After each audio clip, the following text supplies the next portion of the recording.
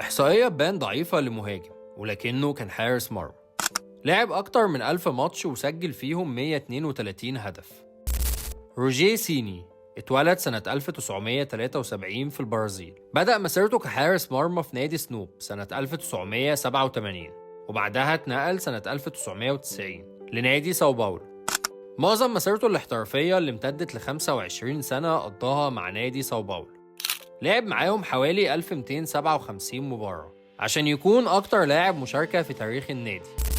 فاز معاهم 3 مرات بكاس الليبرتادورس وبكاس العالم للأندية سنة 2005. اتميز بتسجيله للأهداف، وهو حارس المرمى الوحيد في العالم اللي سجل أكتر من 100 هدف عن طريق الفاولات وضربات الجزاء. وكان من ضمن تشكيلة منتخب البرازيل اللي فاز بكاس العالم سنة 2002. وبعد اعتزاله اتجه للتدريب في أكتر من نادي.